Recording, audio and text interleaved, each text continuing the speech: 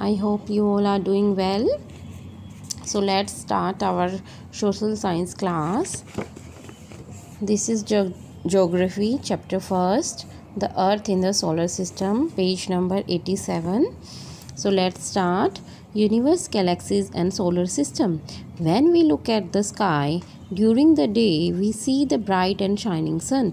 जब हम दिन में आसमान की तरफ देखते हैं तो हमें चमकता हुआ सूरज दिखाई देता है. At night we see moon and thousands of twinkling stars in the numerous shapes and pattern. रात को हमें चांद और बहुत से चमकते हुए तारे बहुत ही अलग अलग शेप्स में और पैटर्न्स में दिखाई देते हैं. There are many other objects in the sky like planet, comets, meteors, meteoroids, asteroids etcetera. इसके अलावा आसमान में हमें बहुत से ग्रह, धूमकेतु, उल्कापिंड, टूटता हुआ तारा और एस्ट्रॉइड्स दिखाई देते हैं. All these objects are called heavenly body. इन सभी को हम क्या बोलते हैं? Heavenly bodies. These are also known as celestial bodies. इनको दूसरा नाम क्या दिया गया है? सेलेस्टियल बॉडीज़, खगोलीय पिंड. Because they are positions in outer space. क्योंकि ये हमारे अर्थ से आउटर स्पेस में मीन्स हमारे अर्थ से बाहर पोजीशन है, स्थित हैं. All these heavenly bodies including our earth and the sun form universe. इन सभी हेवनली बॉडीज़ से मिलकर और हमारी अर्थ और सन से मिलकर यूनिवर्स बना हुआ है.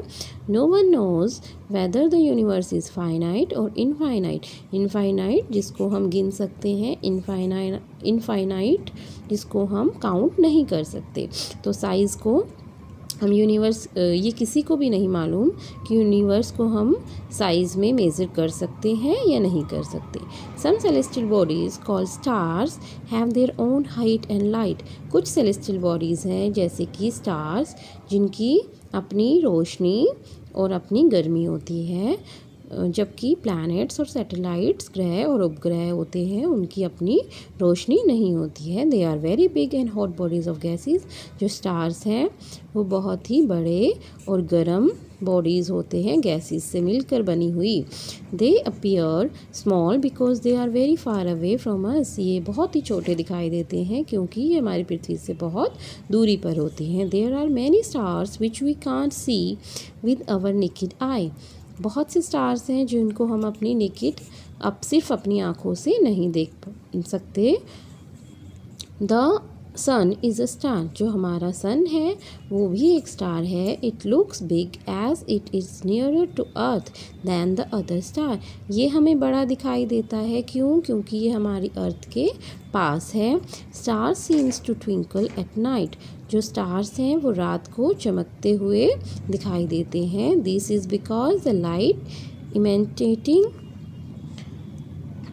from the stars passes through the atmosphere which has layers of varying densities. जो स्टार्स से लाइट प्रोड्यूस होती है वो हमारे एटमॉस्फेयर से पास होती है, जो कि डिफरेंट डेंसिटीज से बने होते हैं. This make the star appear twinkling. इसकी वजह से स्टार हमें चमकते हुए दिखाई देते हैं. Some celestial bodies like the earth and other planets do not have their own heat and light. कुछ सेलेस्टियल बॉडीज़ जैसे कि अर्थ और कुछ प्लैनेट्स होते हैं जिनकी खुद की कोई हीट और लाइट नहीं होती है. They only reflect. वो क्या करते हैं? रिफ्लेक्ट मीन्स टकरा के वापस जाना. लाइट ऑफ सन की लाइट को रिफ्लेक्ट करते हैं. There are many millions of stars in the sky. बहुत से स्टार्स होते हैं स्काई में. A galaxy is a large cluster of stars. जो हमारी गैलेक्सी है वो क्या है? एक group of stars. Cluster means group. Gas, dust etcetera. Galaxy किससे मिलके बनी है? स्टार्स, गैस, डस्ट, इन सब चीज़ों से. Held together by gravitational attraction. ये सब आपस में जुड़े हुए हैं किसकी वजह से? ग्रेविटेशनल अट्रैक्शन मीन्स गुरुत्वाकर्षण बल की वजह से. They are countless number of galaxies in the universe. यहाँ हमारे जो यूनिवर्स में है बहुत सी गैलेक्सीज़ हैं. Galaxies vary in size and form. Galaxies के साइज अलग अलग हो सकते हैं। Our solar system is a part of Mandakini, Milky Way और द आकाश गंगा। हमारा जो सोलर सिस्टम है वो किसका पार्ट है? मंदाकिनी, मिल्की वे या उसका नाम है Akash Ganga. This galaxy is a spiral in structure. ये गैलेक्सी स्पाइरल, स्पाइरल मीन्स इस तरह से बनी हुई है। All planets revolve around the sun. जो सभी प्लैनेट्स हैं, सभी ग्रह हैं, वो सन के चारों तरफ क्या करते हैं? घूमते हैं। Our solar system moves along our Galaxy.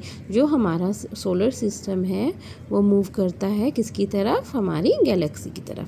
If you observe the sky carefully in clear night, जब आप अपने स्काई को केयरफुली देखोगे रात को, you will notice that stars occur in certain patterns. जो स्टार्स होते हैं वो कुछ निश्चित पैटर्न्स में होते हैं।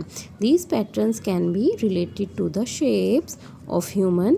ये पैटर्न्स हो सकते हैं किसी भी शेप के, जैसे कि ह्यूमन्स के, एनिमल्स के एंड सेवरल अदर ऑब्जेक्ट्स, और कुछ अलग इनके अलावा कुछ दूसरे ऑब्जेक्ट्स के। Different groups of stars form various patterns. जो अलग अलग ग्रुप है स्टार्स का वो अलग अलग पैटर्न्स फॉर्म करते हैं। ओके, और इन पैटर्न्स को, इन ग्रुप को बोलते हैं हम कॉन्स्टलेशंस, तारों का समूह। सप्तऋषि इज़ वन सच कॉन्स्टलेशन। सप्तऋषि एक इसी तरह का कॉन्स्टलेशन है, ग्रुप ऑफ स्टार्स है। सप्तऋषि मीन्स 7 सेगिस। It is a group of 7 star. ये 7 तारों का एक समूह होता है। It resembles the shape of bear. ये एक बियर की शेप में होता है। It known as Ursa Major, great bear. A few interesting constellations are Orion, Leo, Gemini, etc. कुछ और कॉन्स्टलेशन है, उनमें से प्रसिद्ध है Orion, Leo, Gemini etc. As the earth with its moon moves around the sun, जैसे ही moon move करता है सन के around, a different constellation is seen as each successive full moon. हम फुल मून मीन्स पूर्णमासी, ठीक है। हर पूर्णमासी को हमें क्या दिखाई देता है? Constellation. These 12 constellation are known as zodiac. Determining direction, direction का पता लगाना। इन द एंशिएंट टाइम, पुराने समय में, people use to determine directions during the night with the help of stars. वो स्टार्स की सहायता से क्या करते थे? डायरेक्शन, दिशाओं का पता लगाते थे। The north star indicate the north direction. North star था वो हमें उत्तर दिशा का ज्ञान देता था। इट इज़ उत्तर दिशा को दर्शाता था। It is also called the pole star. It always remains in the same position. यह हमेशा आसमान में एक ही पोजिशन पर रहता था। That is why it is called Dhruv Tara. इसको हम ध्रुव तारा भी बुलाते हैं। We can locate the position of pole star with the help of Saptarishi constellation. हम उसको लोकेट कर सकते हैं कैसे? उसकी पोजीशन को हम देख सकते हैं कैसे? With the help of Saptarishi constellation. Okay, look at figure number 1.4. This is 1.4. You will notice that if an imaginary line is drawn joining the pointer stars and extending further, it will point to the pole star.